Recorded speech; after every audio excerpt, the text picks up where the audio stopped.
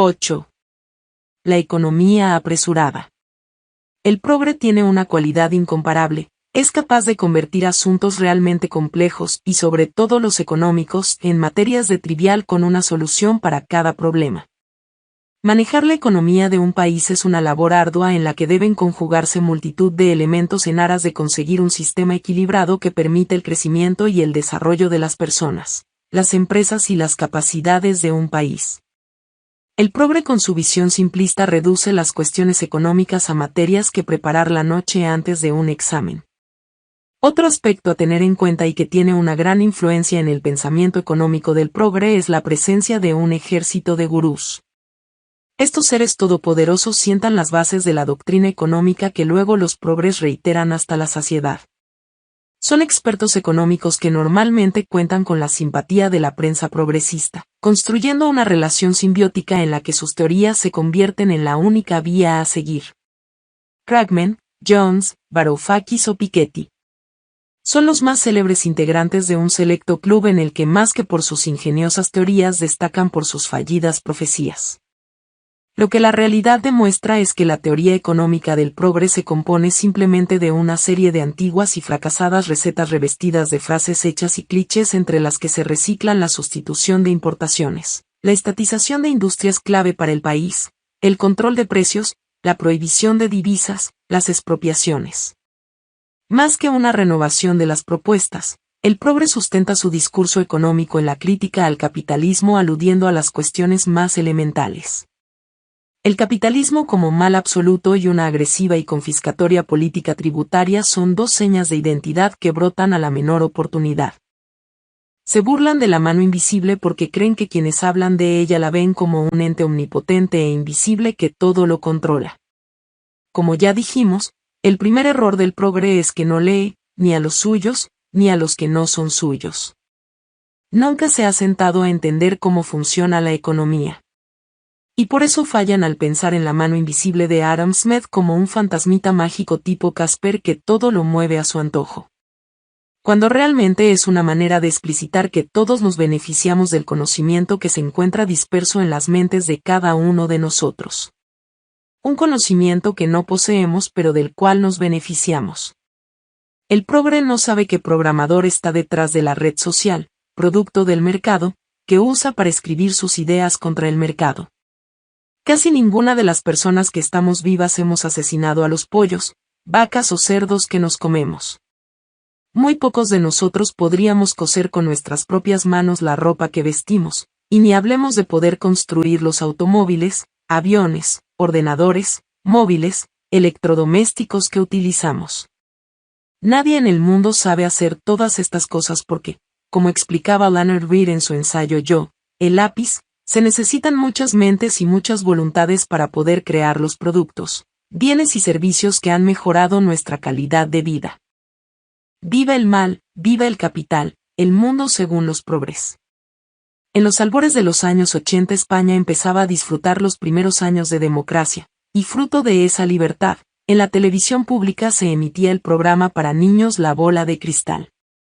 En esa producción trabajaba como guionista el hoy gurú de la izquierda progresista española Santiago Alba Rico. La frase "y que viva el mal, viva el capital", fue pronunciada por uno de los personajes del programa, pasando a formar parte esencial del pensamiento progre contemporáneo. Además de servir como eslogan para todo buen progre que se precie, la frase resume la base de la ideología económica de los progres. El capitalismo representa un mal absoluto al que hay que combatir desde todos los ámbitos. No solo es el enemigo, el capitalismo también es el responsable de todo lo malo que ocurre en el mundo, ya que en esencia, para el progre, se trata de un sistema injusto que promueve la desigualdad y protege a una élite frente a las necesidades reales del pueblo. La concepción buenista y simplista del progre escenifica un mundo ideal sin muchas de las lacras que afectan a las sociedades más desfavorecidas. Esa visión idealista se asienta sobre el pensamiento de que los grandes problemas del mundo tienen su causa principal en el capitalismo más voraz que devora todo a su paso en manos de ambiciosos multimillonarios que solo buscan acumular más ceros en su cuenta corriente. Este delirio provoca también que se responsabilice al capitalismo de los fracasos de las medidas económicas impuestas por un gobierno progresista. En América Latina encontramos los mejores ejemplos.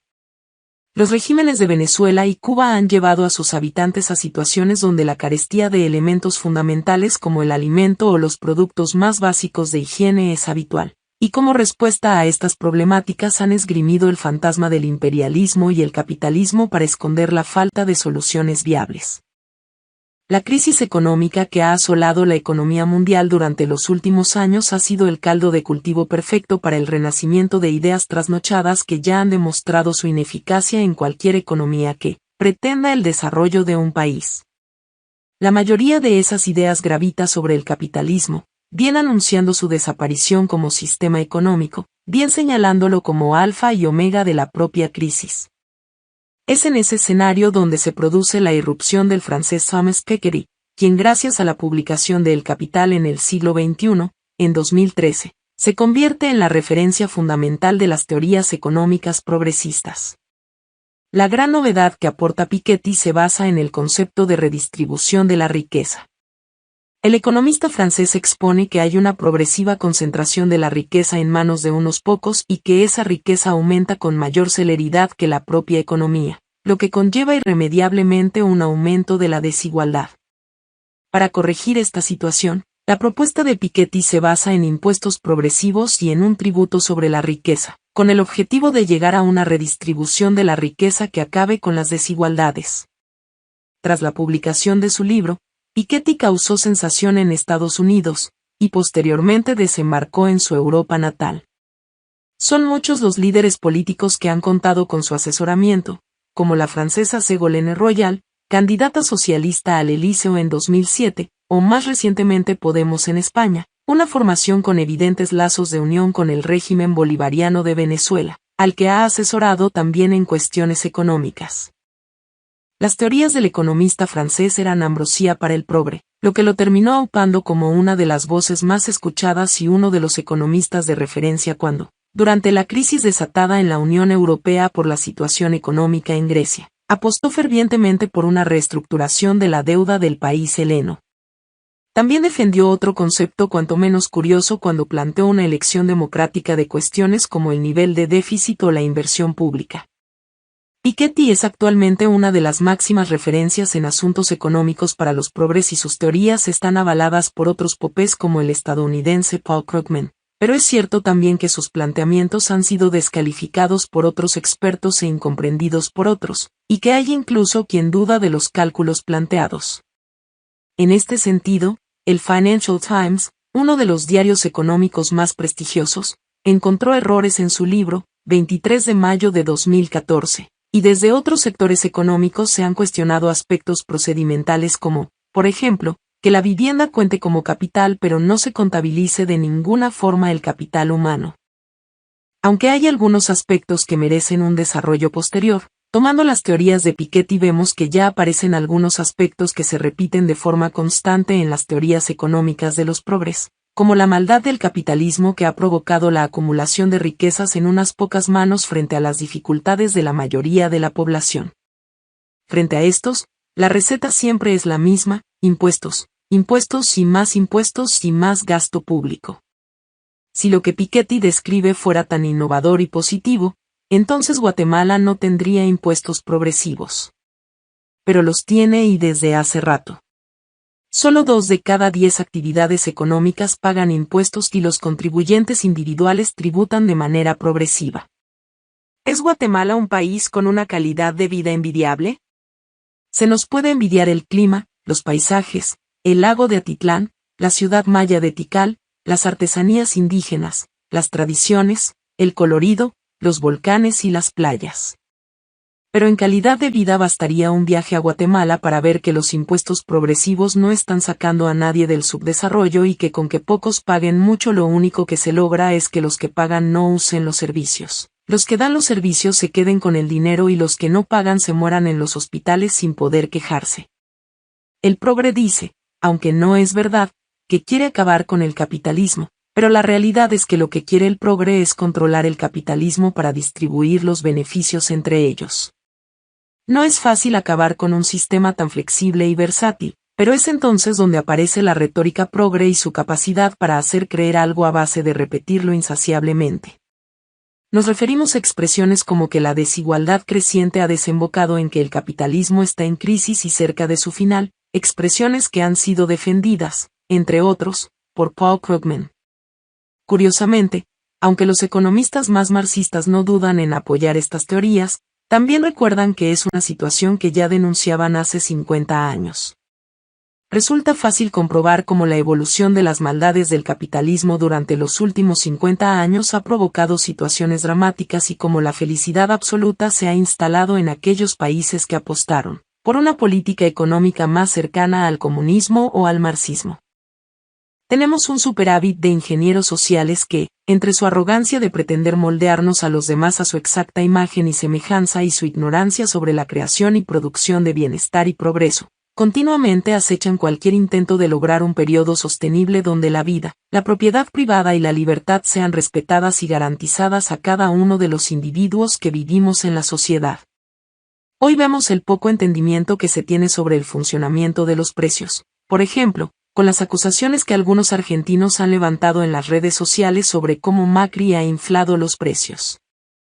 El solo hecho de que en nuestras sociedades se crea que el presidente, desde su escritorio con una varita mágica, tiene la capacidad y el poder de subir y bajar los precios a su antojo es una evidencia de la carencia de conocimientos económicos básicos que tenemos.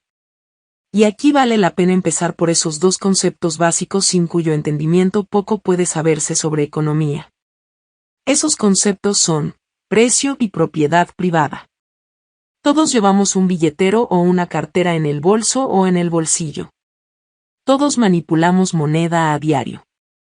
Unos más y otros menos. Pero no todos comprenden el funcionamiento de los precios. Maísis trató de explicarlo con el ejemplo de un semáforo. Los precios fluctúan libres y suben y bajan conforme el tomatero se da cuenta de que si pone el tomate a 5 pesos nadie le compra, pero si lo pone a 3 sale perdiendo pues él invierte 3,5 por cada tomate en su plantación. Así que cambia la luz, el precio, del semáforo y en lugar de rojo, 5 pesos, lo pone en amarillo, a 4 pesos. Cuando llega la cocinera y ve el color amarillo, entonces decide comprar. Y ahí es donde se produce la luz verde de la transacción. Cuando los gobernantes destruyen con su martillo burocrático todos los semáforos de todos los productos, tomates, viviendas, medicinas, libros, etc., se producen las bancarrotas, los despidos y lógicamente la escasez. Los precios nos empoderan. Porque somos todos, en la colectividad de la sociedad, los que a diario vamos tomando decisiones, los que los decidimos. El mercado es la más eficiente de las democracias. Todos votan con su dinero a diario a quien premian por su esfuerzo comprándole, y a quien envían a la bancarrota al no comprarle. Si no comprendemos que los precios dependen de todos nosotros, entonces la ignorancia nos lleva a creer que Macri o cualquier gobernante los controla con una varita mágica.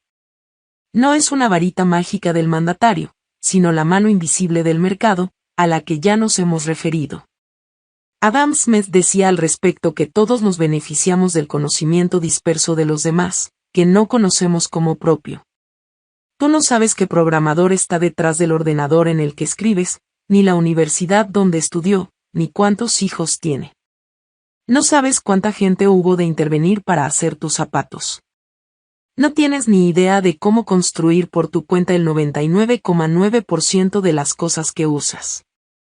El mercado son miles de relaciones infinitas entre gente que no se conoce ni se conocerá pero que mutuamente se beneficia del conocimiento de cada uno colaborando entre sí invisiblemente. Naturalmente, en ese mercado cualquiera es capaz de poner su producto a disposición de los demás. Y como el tomatero, se va midiendo en el semáforo cuál es el precio bajo el cual los demás están dispuestos a comprarte. Por eso, cuando veas monopolios recuerda, los monopolios existen cuando no hay alternativas. En el mercado siempre hay alternativas, porque ningún individuo tiene prohibido entrar a hacerle la competencia a otro en un país a menos que se haya hecho una ley que se lo prohíba. Son las leyes y regulaciones que limitan y que controlan el mercado las que producen monopolios y oligopolios, como el que acontece actualmente y que impide la libertad de empresas como Uber, o las amenazas que sufren otras como Airbnb. Sin leyes proteccionistas no hay monopolios, porque cualquiera tiene la libertad de entrar a competir sin restricciones. Por eso, en la República, en el sentido liberal, entre los 3 derechos fundamentales de todo individuo se encuentra el derecho a la propiedad privada.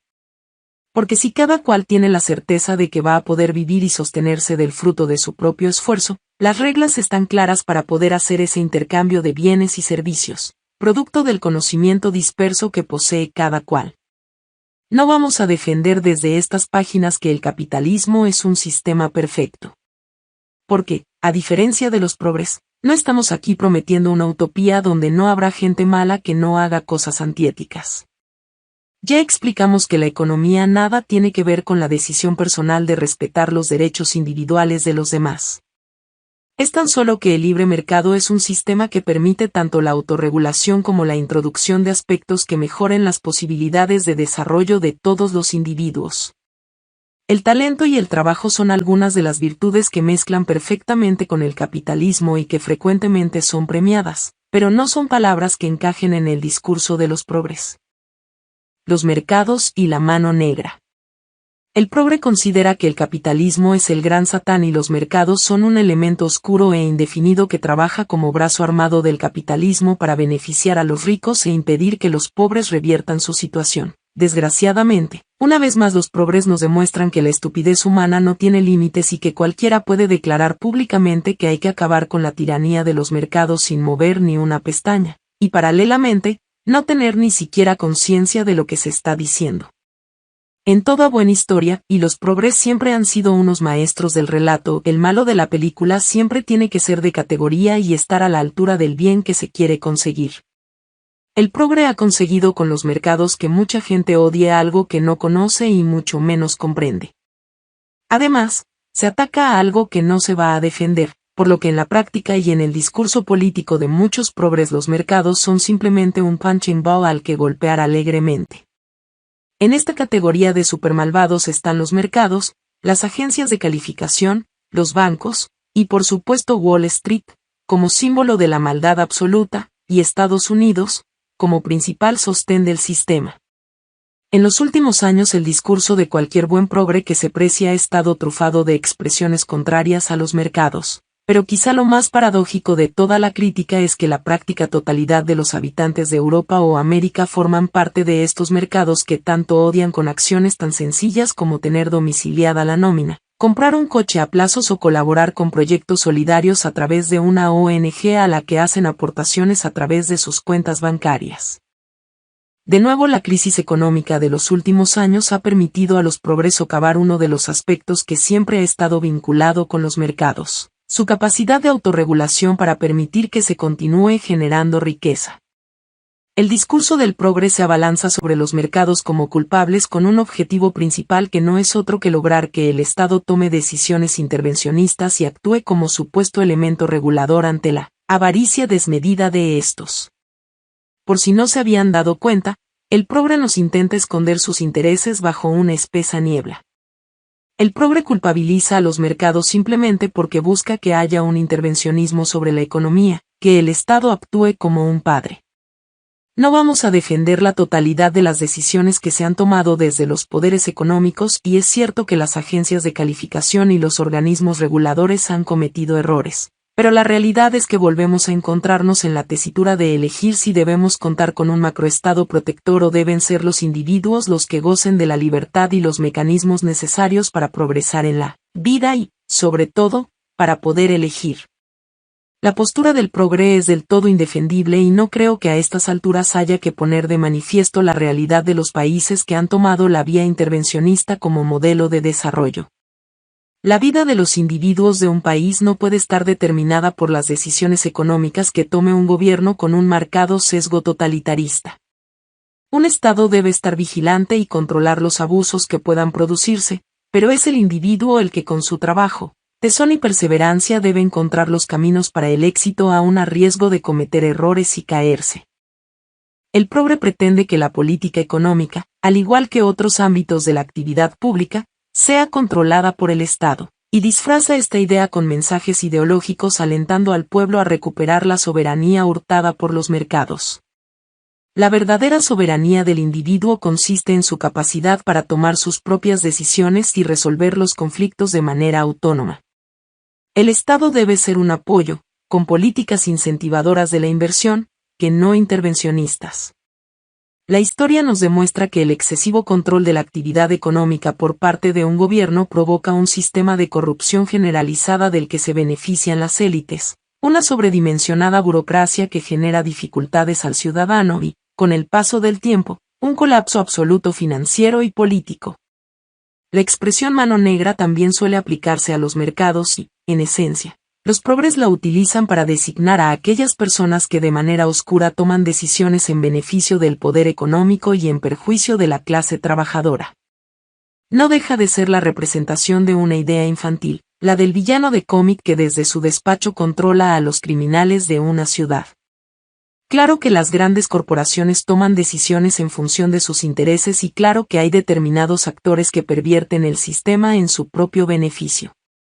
Y donde se ven excesos, casi siempre hay un gobierno que aprobó una ley para proteger a esa corporación, empresa o industria de libre mercado donde se vería obligado a competir en igualdad de condiciones. Desgraciadamente es algo intrínseco a la actitud humana y pueden encontrarse ejemplos en todos los ámbitos, desde los grandes despachos de inversores hasta un modesto fontanero de Managua. El progre lo que arde en deseos es de ser esa mano negra que todo lo sabe y todo lo controla y para ello pretende servirse de las estructuras del Estado con las que se le abren las puertas a poder alterar las reglas del juego. Impuestos, que paguen los ricos, que son otros. Quizá la principal característica que define a los progres en el plano económico es su infinita pasión por elevar la carga impositiva sobre el ciudadano, aunque, como siempre, hay clases. No nos referimos a la tradicional lucha de clases, aunque los progres la utilizan para ocultar sus intereses, los progres solo hacen una distinción, los impuestos para los ricos, que por supuesto son otros. La carga infantiloide siempre presente en el discurso progre adquiere aquí su máxima relevancia. El progre odia a los ricos amparado en la envidia y la ausencia de éxito en su actividad profesional. Ya hablamos con anterioridad de la genial idea de Piketty de implementar una tasa mundial sobre la riqueza, y el ejemplo ha cundido. No hay progre que se precie que no plantee en su discurso la necesidad de elevar los impuestos a las rentas más altas o alguna propuesta similar que lo que busca es castigar al empresario exitoso e igualar a la sociedad por su estrato más bajo. La cuestión es tan simple que hasta resulta ridículo tener que explicarla. Un empresario con dinero en el bolsillo puede optar por generar nuevas inversiones, aumentar la competitividad de su empresa o abrirse camino en mercados internacionales. Frente a esto, un empresario ahogado por los impuestos solo puede tender a ajustar sus gastos conteniendo la creación de empleo. En el espectro más simple, una persona que dispone de dinero en el bolsillo podrá gastar, aumentará el consumo, y la rueda económica funcionará a pleno rendimiento. Si el dinero no fluye como consecuencia de la alta carga tributaria, caerá el consumo y, como resultado, descenderá el empleo.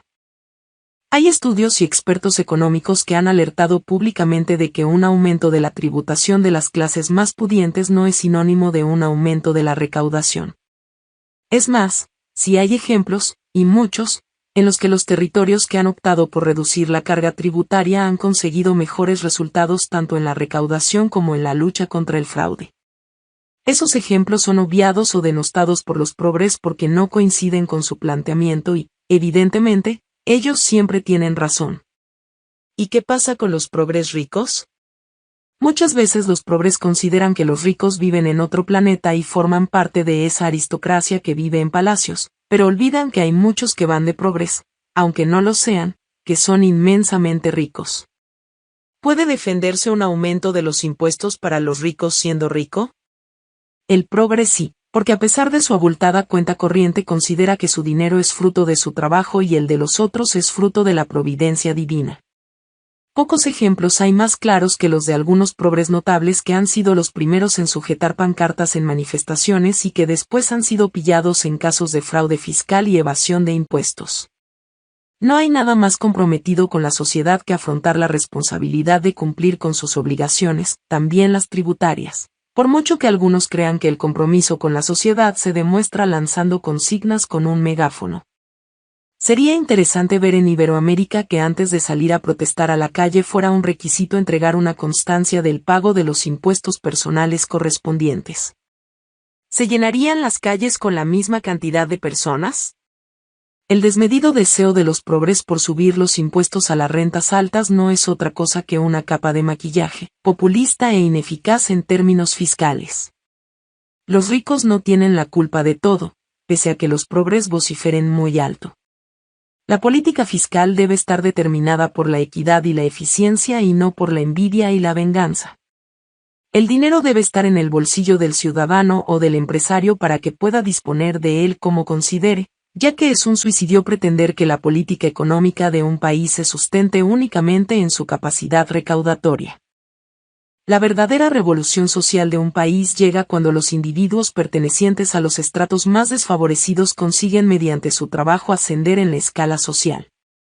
Esta realidad solo se logra a partir de incentivos que fomenten el crecimiento, el consumo y la creación de empleo. Cuestiones que no encajan con una política tributaria agresiva que dañe la capacidad económica de aquellos que deben invertir.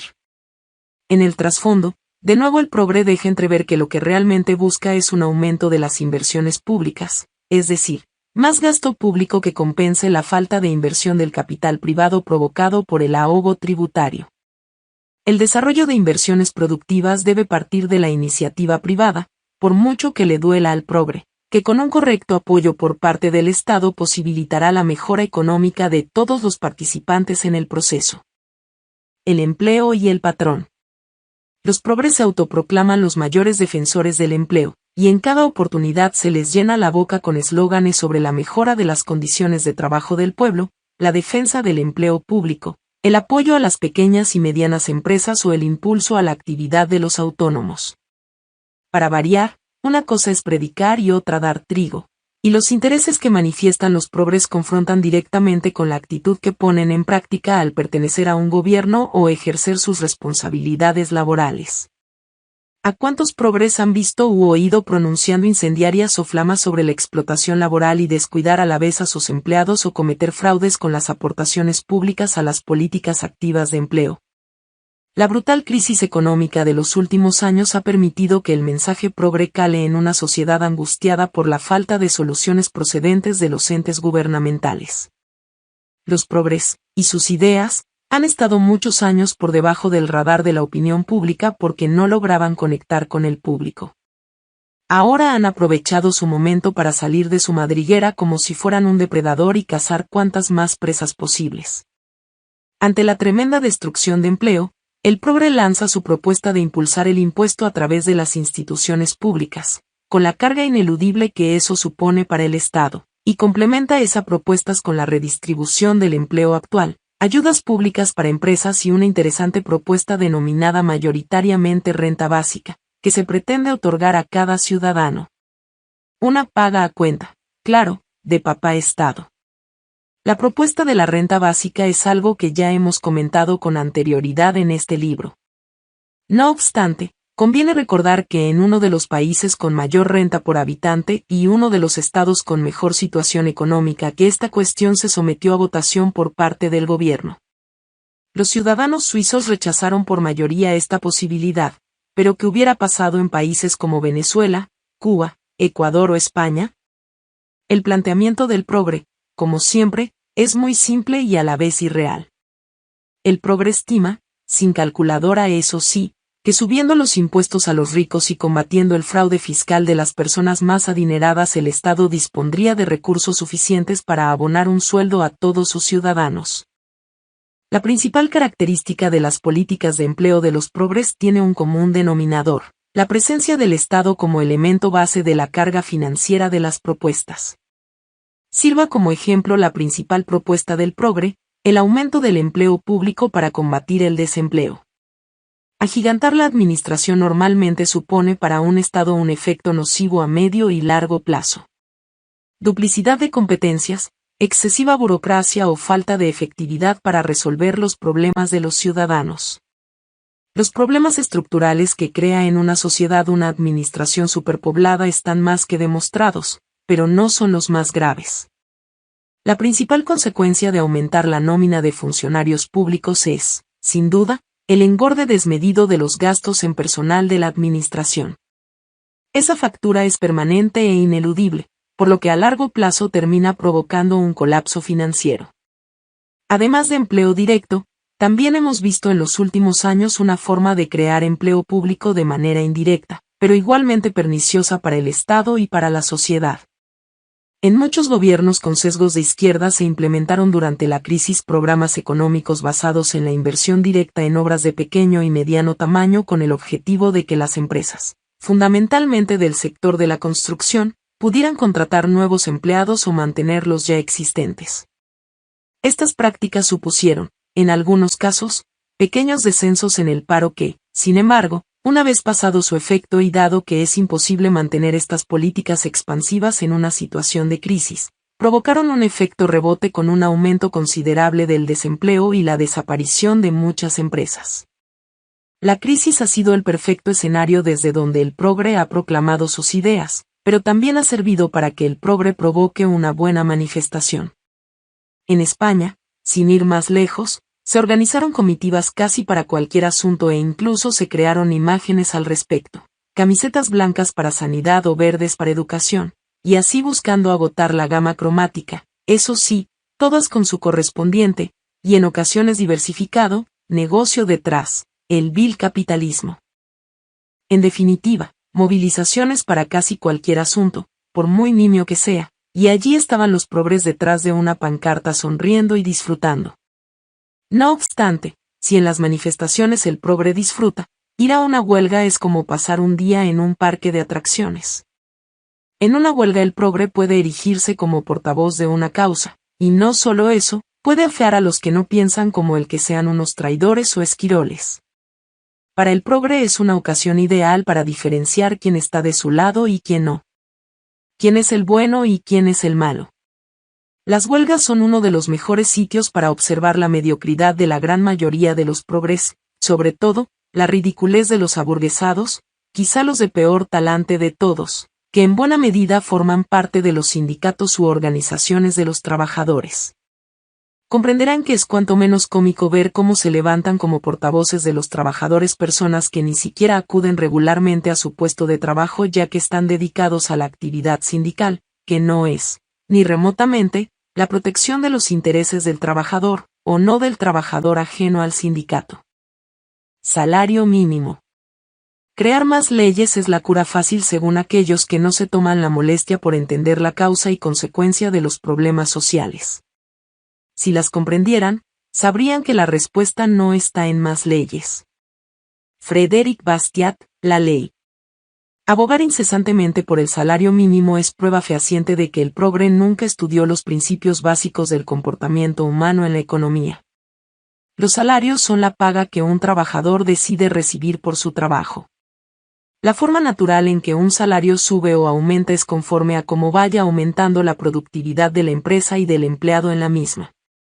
Es decir, cuanto más eficiente sea la empresa para adaptarse a las innovaciones, para maximizar sus recursos, más clientes tendrá, mayor demanda, por lo tanto, cuanto mejor le vaya a la empresa, mejor le irá al trabajador. Sí, pero es que hay patrones crueles que aunque les vaya bien en el negocio nunca le suben el sueldo a sus empleados y por eso es necesario hacer una ley que suba los salarios, te dice el progre. Y es por eso, queridos progres, por lo que la competencia libre y abierta es tan importante. En la medida en que el trabajador tenga opciones para marcharse a trabajar a un lugar donde le paguen más, los salarios entonces serán atractivos. En cambio, cuando hay un solo patrono, una sola empresa ofreciendo un producto, ese trabajador deberá conformarse con lo poco que le paguen y no tiene opciones. Cuando el progre aboga porque el Congreso tire adelante una ley que suba el salario mínimo, lo hace la esperanza de que la economía funcione como una varita mágica. Cada ley es un polvo mágico que, según ellos, hace mejor la economía. En realidad, esto es lo que sucede cada vez que se aumenta el salario mínimo por ley. Supongamos que eres el dueño de un puesto ambulante de venta de tacos. Por el momento tienes subcontratados a 3 asistentes que al mes ganan 100 pesos cada uno. O sea, 300 pesos te cuestan tus empleados al mes. Cada taco te cuesta 1,50 pesos, comprar la tortilla, la carne, el aguacate, las salsas, cebollas, etc. Lo vendes a 3 pesos, lo cual no necesariamente implica que con cada taco ganes 1,50 pesos. Porque a esa ganancia todavía le tienes que restar dinero para pintar el puesto cada medio año, lavar uniformes, comprar carbón, pagar las aguas gaseosas y, por supuesto, cubrir el salario de tus 3 empleados. A la larga, supongamos que por cada taco te queden unos 0,20 centavos de ganancia neta. Pese a todo, llevas 3 años funcionando. Ya tienes la fórmula exacta para que las cuentas te salgan y puedas sacar tu ganancia. De repente, te llega la noticia: ahora por ley el sueldo mínimo es de 150 pesos. La gente anda feliz y alborotada. ¡Qué felicidad! 50 pesos más para gastar. Pero tú no. Tú sabes lo que esto representa. Vas a tener que hacer un cambio. Primero subes el precio de tus tacos de 3 a 5 pesos. Con esto, algunos de tus clientes desaparecen. Hay muchos que no te pueden pagar esos 2 pesos extra. Al cabo de un mes, tienes que tomar otra decisión.